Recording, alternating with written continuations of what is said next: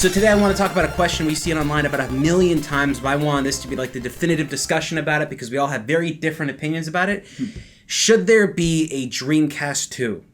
Now, personally, I don't think there should be one. So if you guys are going to aim hate, aim it right here, okay? I don't think there should be a Dreamcast 2 because although I really love that system, it's one of my favorite consoles ever made. I love the original Dreamcast. The people that made that system are not making the Dreamcast 2. It's a completely different team, completely different group of people. And to be fair, what third-party support would possibly be there now would be completely lackluster compared to everybody else. And we're seeing Nintendo struggle with the Wii U. I can't imagine what it would be like for Sega to come back into the market. The world has changed a lot since 1999 when it comes to third-party development. Yeah. That being said about Nintendo, if they were releasing a Mario game every 3, maybe 4 years, you can get 2 main Mario games for console, I think they would do better. If they revisited their best franchises more than once a generation, not like overkill like how they have Mario in literally everything, but it would like be really cool. Mario in the Olympics, Mario, just like an Mario actual tennis, Mario Strikers, Mario baseball, Mario cooking, Mario cleaning. Like we should have seen a new Galaxy game by now, something like that. Yeah, I know what you mean. I agree with that. I think that's one spot where I think it was really good for Sega with the Dreamcast because they did release 2 Sonic Adventure games. They tried to do a lot more with Sonic as well. Sonic Shuffle, which wasn't the greatest thing in the world, but they did a bunch of stuff. They had to jump on the party game bandwagon. And yeah, I mean, like, I think one thing to address first is, like, why did the Dreamcast fail, right? Like, why did that fail? And why, personally, do I think we couldn't go to a Dreamcast 2? Big reason was that, well, the Dreamcast had such a huge fight against the PlayStation 2, against the Xbox, against the GameCube. And although those systems really hadn't materialized when the Dreamcast had been released initially, as time went on, it just started to become a really big problem. I guess it's kind of funny to think about the point in time when all those systems were released. There was 4 systems on the market you could buy with completely different CD formats, with completely different, well, obviously, PlayStation 2 and Xbox were DVD-based, but you had all these different formats out there. You had all these different developers trying to make things, and the party was just too crazy. There was really no cross-platform that was decent at the time because everybody was just, making crazy things. GameCube with their weird CD format could only hold 1.4 gigs. The Dreamcast with the GDR-ROM could only hold, I think it's 1 gig? It's 1 gig, yeah. Those just hold, yeah. And then with the DVD discs you had from PlayStation 2 and the Xbox... They used different ones, because the PlayStation was using single-sided, and... The original ones, and the Xbox was using double-layered at the time. And even PlayStation 2, still at the time of early launch, was still using a lot of games that were on CD format. Yeah, and I mean, it was a much different time. Yeah. There's, everybody's got a different theory about the reason why Dreamcast failed. One of the biggest ones was the PlayStation 2. I think there's like a big, huge discussion that could be had about that. It's crazy because there's so many myths and, video game lore about what happened. Like, there's all those rumors, like, Sony threatening major department stores, like, if you don't stop carrying the Dreamcast, we're going to start supplying TVs. Like, but it's all lore. And who knows what's true, what's not. Myth and legend. The end result is the massive hype train for the PS2. Whether it was good or not, as we all know, like, the PS2 actually ended up becoming one of the best systems ever, but its first year was just like, ugh, like, There are 3 reasons. These are indisputable. These are 3 reasons. And anything else is conjecture. 3 reasons. 1, they really screwed up with no copyright protection. So at the time, for Sega, Dreamcast was the most successful launch of any system up until that point. So they had a plethora of systems out there that you literally can burn an ISO onto a disc, a CD-ROM, and then put it in and play. So you had a huge user base that had the opportunity to pirate. 2, GD-ROM. If that thing was released with a DVD, everybody that I talked to back in the day that didn't buy Dreamcasts, they were waiting for a PlayStation 2. So they're like, oh my god, I finally get to have a DVD player. Yeah, because that was a lot of people's first DVD player was the PS2, even though PS2's DVD player was actually a horrible DVD player. And number three, I hate to say this, but EA support. EA was burned one too many times, and especially with the Saturn. They did make Sega Sports, though, and they came out making some pretty damn that's the key thing. And that's one thing I want to bring up just for a little side note here about the whole EA not supporting Sega. Do you think, because I actually because we all know EA is a bit of a vain company, and it comes down to the point where I remember an interview where, remember Sony was making NFL Game Day for the PlayStation. Remember the 1 year that Sony skipped making Madden for the PlayStation? And they fully admit they saw the footage of NFL Game Day and said, nope, we can't compete with it. Even though they turned out later, the footage for NFL Game Day was a bit faked. That Sony sped up the frame rate on the video to make it look better than it was. Hold on, fake game footage? I know, like Sony doing fake game footage doesn't happen. That doesn't happen. Does that happen? But no. Here's my theory, and because of now reading back to the way EA is, and we all know like they haven't changed too much in that attitude, I personally think they were a bit terrified by the quality of the, because when everyone saw NFL 2K running for the first time, and I remember seeing it at the video game store I worked at, we had it on a TV and it was in the distance a bit. I honestly thought watching a real football game, because the movements, everything was so freaking realistic. And at the time, EA, even on the PC, the Madden's on the PC, could not compete with that at all. I personally think they looked at that and went, nope, we'll just cut our support, wait a few years, the system will die out on its own, and we don't have to directly compete with this and get shown up. Because it's a vain company, and what does a vain person never want to do? They never want to compete with something they know is better. Yeah, that's true. And that's something that the Dreamcast was in a lot of respects. The Dreamcast was a better system than anything that came before it. I don't know. I can remember launch day. I can remember being so excited. $99.99. There's none of this. There was none of this waiting for 2 days in line. It was civilized. We pre-ordered it. Yep. We went in. We picked it up. We picked up our games. We picked up our VMU. Those that wanted an extra controller picked up an extra controller, and they went home and they were so excited. I remember at 10:20 in the morning, we're driving back from, I guess it was EB Games where I got it, and I think I remember actually holding the box outside the cars we're driving, like yes, and there was that excitement, and quite frankly, that's an excitement that I've never felt with a game console ever since. That's actually a really good point. I don't think you're right. I remember being so excited because, like, I pre-ordered like you did everything in advance, and I remember getting my copy of Soul Calibur on launch day, and that game was a bit allocated, so if you didn't pre-order it, you're pretty much out of luck, at least for a couple months until they printed more. Didn't that sell like 1-to-1 with the system? Exactly. It had like this great attachment rate. And I remember being so excited playing like Soul Calibur, and more excited than, you're right, than any launch title for any system coming out since. Like, as exciting as it was to play, whatever system, like playing Soul Calibur, seeing a game running in 60 frames a second, and better than the arcade version at the time. Like, that's the thing we never, like 16-bit consoles had arcade conversions. There was always some limitations. They had to cut out something or here and there, as good as like the conversions were. But this is the first time I think we really saw an a home version that blew away the arcade version. Because it was essentially just arcade hardware, just minimized down to the Dreamcast, right? Like exactly. That's what it was. The Naomi board. Naomi board, yeah. Yeah. And I think what really, I remember when I got the Dreamcast on launch day. I remember I bought the unofficial Dreamcast magazine. Yes. The internet was there, man, but like it wasn't there, not like it is today. Not like you use these magazines. So I bought the unofficial magazine. It is hilarious. I have a copy of this unofficial magazine, and on it actually states the bullshit-o-meter, and it goes, here are the things that are not going to happen on the Dreamcast. So it says all these things, but the problem was these guys were so out of their element at the time, where these things were so far gone that everything on that list ended up becoming reality. Like it said, we're never going to get a Tomb Raider game.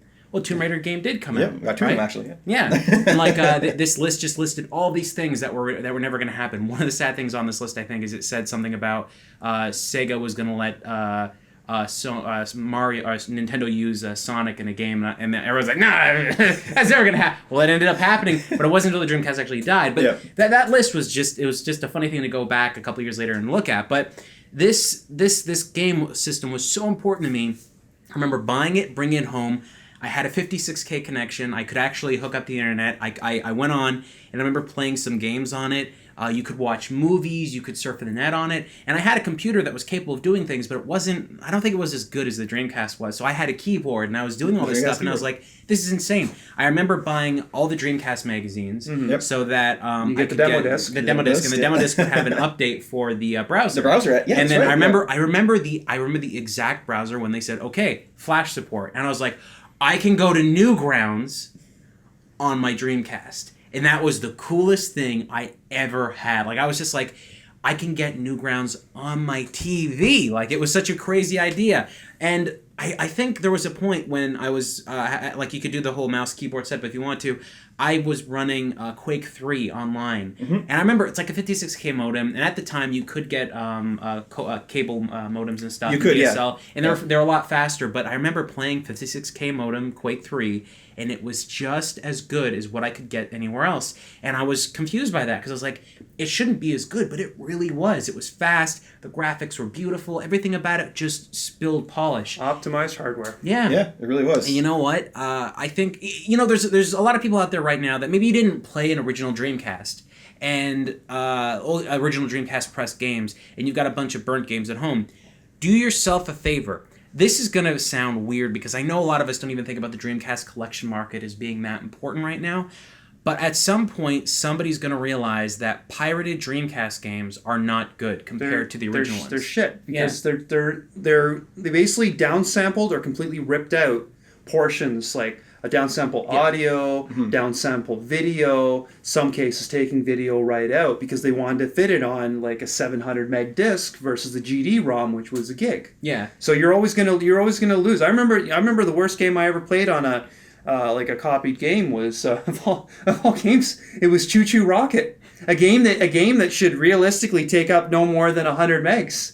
But for some reason, it was by far the worst. I don't think it had a soundtrack. It had nothing. I'm like, literally, what is the shit? And I went out and I bought the real one. Yeah, and I think for me, whenever I see a really good Dreamcast game, whenever I see anything like that, I know you gotta be playing it on the original disc. It seems crazy. I know like a lot of people are like, well, it's not that big of a difference. Like it really is. Well, do the math. You're losing essentially a third of the space to play it on a CD-ROM. Yeah, they have to downgrade it. They have to really reduce the quality, and you will see there's tons of examples online of people playing these consoles and then maybe acting like they're not really that good. The best version of Vigilante 8 Second Offense is on the Dreamcast. Yes. But a lot of people out there have the burnt copy. So when they get the burnt copy, they see degraded music files, degraded texture files, degraded just anything that they could lower. They did to remove all that stuff. But that game is still the best. It's got the best graphics. It's got more features than all the other games, more levels.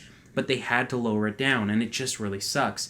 So yeah, that's a part of the whole Dreamcast problem. And I think having that happen with a lot of pirated games put a bad taste in people's mouth for how bad the games could possibly be compared to PlayStation 2. Because I had lots of people going, oh, Dreamcast, it doesn't look as good as PlayStation 2. Oh. I saw games on the Dreamcast that looked just as good, if not better, on the PlayStation. Can I add something to that? Because there's a lot of people didn't realize, and at the time it was a bit more difficult. One thing the Dreamcast had that the PlayStation 2 didn't, Dreamcast had VGA support. Mm-hmm. And when you run a game in VGA mode, it looks so crisp and clean. The Dreamcast has got a really beautiful video presence. Like everything's really sharp and crisp. And the one time I really noticed it, when I finally got my VGA box, which was a little bit after buying Dreamcast, of course playing Resident Evil Code Veronica, and how sharp it looked on the Dreamcast running VGA. Then because I'm a Resident Evil fan, I had to rebuy it on the PS2. And I remember playing on the PS2 going, something doesn't look right here. Then I did the old side-by-side. Did you go back and play it and play the the PS2 version with component cables? No, I think at the time I probably had it hooked through S-Video. Mm-hmm. But through VGA, like there's so much more detail on the Dreamcast version. It's so much sharper. It was honestly, the Dreamcast was a much more vibrant, colorful system. Everything popped. All you need to do is play something like Jet Set Radio or Samba de Amigo. We literally could just go on and on talking about the 200 North American release games. But we need to talk about should there be a Dreamcast 2? And yeah, this is what I was getting. All that conversation it leads to this. The reason why it failed was because it didn't work at the time. The original Dreamcast it went up against some pretty stiff competition. Because of the pirating market that happened, a lot of people thought that the pirating was a bad idea. Like it ruined the market for selling games. And then people that were pirating games were getting these lower quality versions. So it really did change the way people viewed the Dreamcast. For us, buying it day one, we knew what the Dreamcast was. But a lot of guys out there and a lot of girls who bought these things just completely gave it had a different perspective on it compared to the people that were originally on the first day. With the Dreamcast 2, if that were to come out, none of those things would happen. Because currently at this point in time, everyone's either going to be on Blu-ray or no optical disc. Mm-hmm. If you're going to be doing anything with video or with downloading stuff, you're going to need a hard drive. So I would imagine these games would be downloadable through some online service, something like that. Honestly, shelf space in stores. Do you think EB Games or like GameStop or anybody like that would be putting up, or Best Buy would be putting up like a little section for Dreamcast 2 games? I personally don't think it would happen. I mean, Sega doesn't command that presence anymore. They don't have those kind of relationships. A lot of those stores don't even listen to the big guys anymore. Like you look at even like when the Vita was first coming out. Like not talking now that it's at its tail end basically, But even like Best Buy and EVs were not dedicating a lot of room to Vita at all, and that's by Sony, one of their main things. They really do dictate how much space obviously they had a giant section of PS3 or whatever, but Vita now will give you a tiny little corner somewhere. That's all they were doing, yeah. And I think that would happen with the Dreamcast too as well. I think that the third party support would be abysmal because honestly, look, we've got all the, unless they're making a Dreamcast 2 that is utilizing the same kind of processor and design technologies as the current systems out there. But then if it is, what's the point of even it existing? Another thing is also, if it is, does Sega have the money to R&D that system and bring it through production? I don't think so. No, that's a great point. And it comes down to, like, a lot of people forget, like, back in the day, it's almost a miracle Sega had hardware, because Sega was still always, like, compared to Nintendo at the time, their main competitor, was always like a very small company. But like you said, the times are changing, and now a small company like that, you're right, cannot put together high-end hardware anymore. You just can't do it. You don't have the money or the resources to do that. It would probably have tons of limitations and tons of problems. Yeah. I mean, I don't think it would have an optical disc. It wouldn't make too much sense because the production medium for all that stuff is insane. So it would probably download. But then what's the difference between that and an Android box? The best situation I can see what a Dreamcast 2 would actually be would be an Android box with a bunch of Dreamcast and Sega games built into it, and then the ability to download other games, in which case, who cares? We already have stuff like that exists, you know? Yeah, the solution could be, and they have tried it with bit last generation, is just do HD collections. Like they did Jet Set Radio HD, a few others actually that came out on the 360 and the PS3.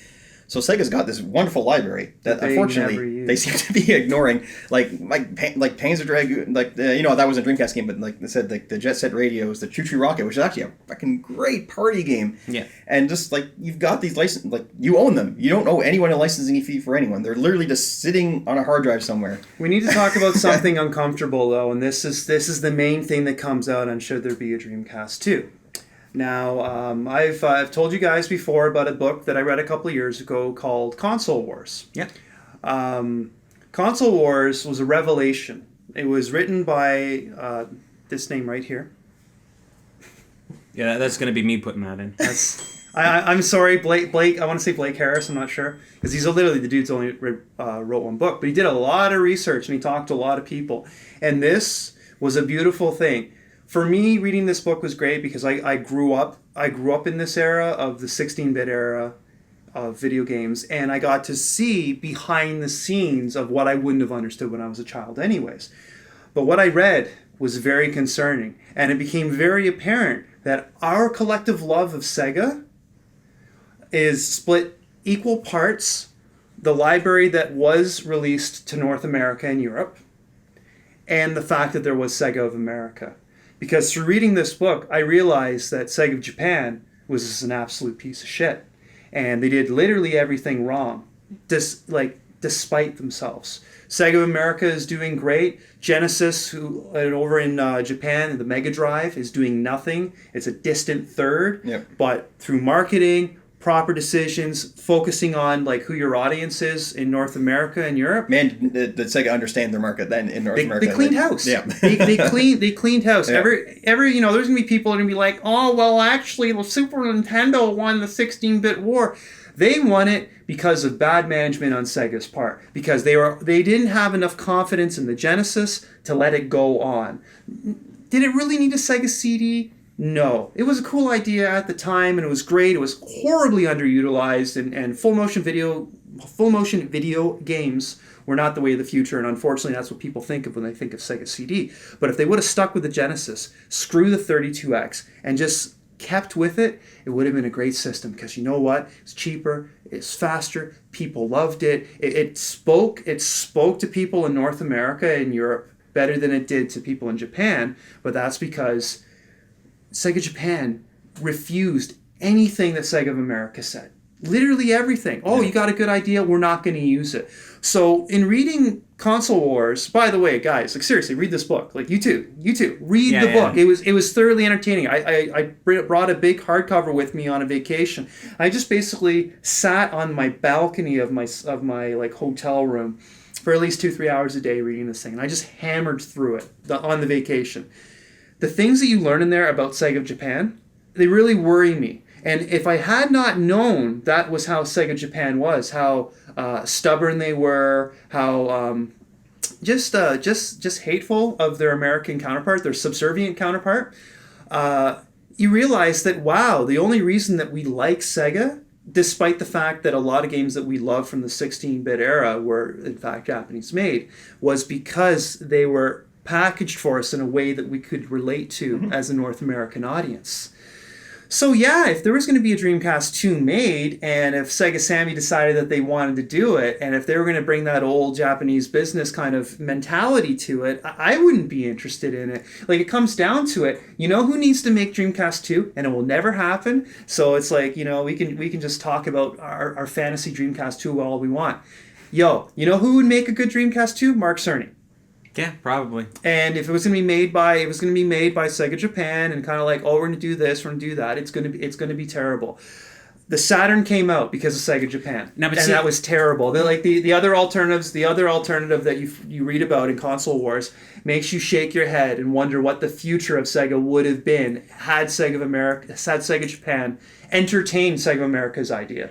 If Mark Cerny were to have made a Dreamcast 2, and by the way, guys, for those of you that don't know, Mark Cerny is the person that actually designed the PlayStation 4.